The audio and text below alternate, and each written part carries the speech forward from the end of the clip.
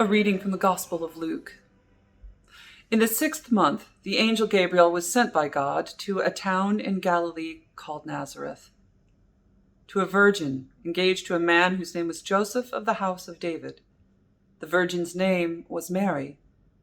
And he came to her and said, "Greetings, favored one, the Lord is with you." Here in these final days of Advent, in this 4th week of Advent, we hear the words of the angel Gabriel, "Greetings, favored one, the Lord is with you." And as I heard that narrative begin to unfold, I found the memories of Christmas pageants past coming. Here he comes, the angel Gabriel sent to a town in Galilee called Nazareth to a virgin named Mary. And I'm thinking of all of the beautiful vignettes and tableaus and children and all the things. This is what comes to my mind now as I hear these beautiful words. But I believe that Jesus hearers, or the people in the time who are listening to these scriptures, they would hear in a town in Galilee, which was kind of the back country, a town called Nazareth, not known for any sort of prestige, to a virgin, that is to say, to a girl, not even a woman, to a girl. In other words, in the 6th month of Elizabeth's pregnancy that we've just heard of before this angel of the Lord, the angel of God, comes to speak to someone who's living in the middle of nowhere and who herself would have been considered a nobody.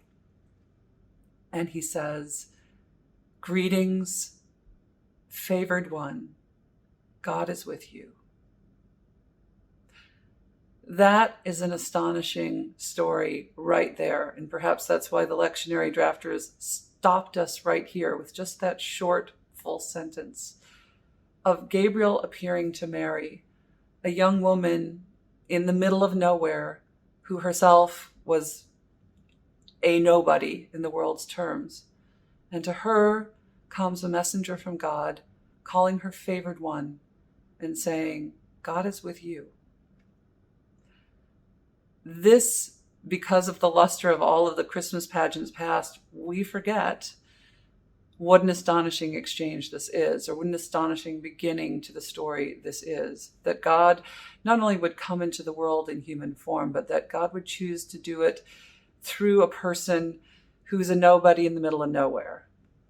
And that was scandalous and astonishing at the time, and it continues to be that. And that should be a reminder and challenge to you and me that God has always tended to show up in unexpected places, through unexpected people, by unexpected means, and that we should always be alert to that, particularly in this season of Advent when we are looking for the coming again of Christ into the world. We don't know what it will look like. We can assume it won't look like it did the last time. So we're to be attentive to the fact that when God shows up, he shows up in unexpected ways and through unexpected people.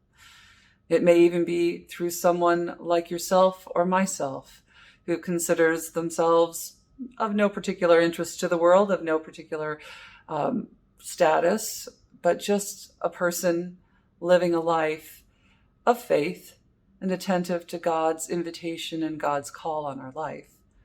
God shows up in unexpected ways through unexpected people.